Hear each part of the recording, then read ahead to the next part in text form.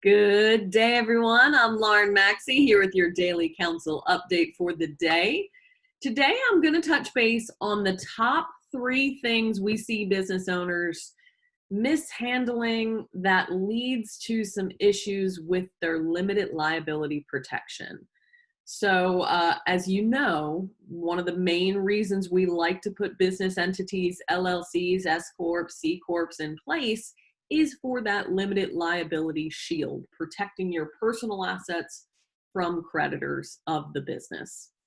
Now, there's some simple things that sometimes just get messed up that can lead to what's called piercing the corporate veil. So if, God forbid, there's a lawsuit or someone slips and falls on a rental property or on the storefront steps and the business is getting sued, very commonly, there's not significant assets in the business, but the business owner, they're going to try to get to. So that's called piercing the corporate veil, going through the company to the business owner, trying to get at their individual assets. So here's the top 3 things to look at to not mess up. Again, it's just something where knowledge is power with this stuff. And so conducting yourself in the proper manner. Number 1 is keeping appropriate company records. We talk about this with our clients a lot. And so it's a formality, but having your annual meeting minutes in place, having your bylaws for a corporation, operating agreement for an LLC, making sure you have your company records and they're up to date.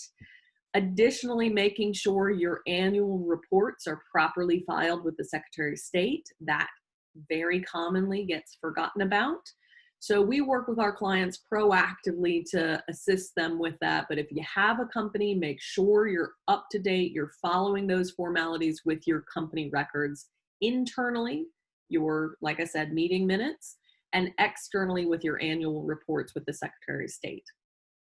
So number 2 is it's not conducting yourself like a business. You're not sharing the LLC's name. If you're signing contracts just individually, if you're just using your name and not the business's name, again, that's misleading, misrepresenting to the public that you yourself are personally contracting and not the company.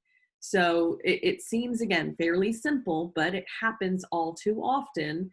Making sure if you're signing a contract on behalf of the company or if you're engaging in business, it's actually the company. You are an agent of the company, not yourself individually.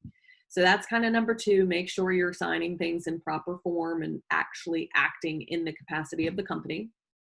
Number 3 is very, very common and all too easy to mess up. It's commingling of funds. So you have your business bank account. Let's take a rental property, for example.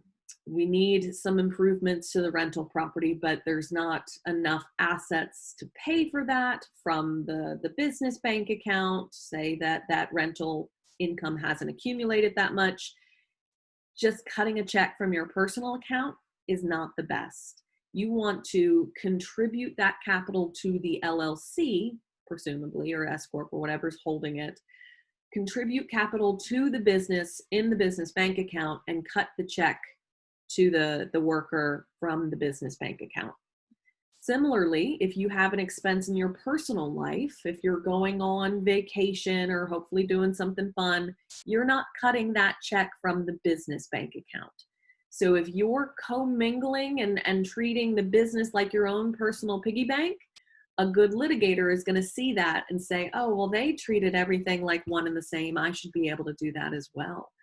So again, hopefully that helps. We talk a lot with our clients about not only, again, getting the company started, getting a company formed with the Secretary of State is fairly simplistic, but how you actually operate the company in the proper form ensures that you're actually getting the benefit of that limited liability shield.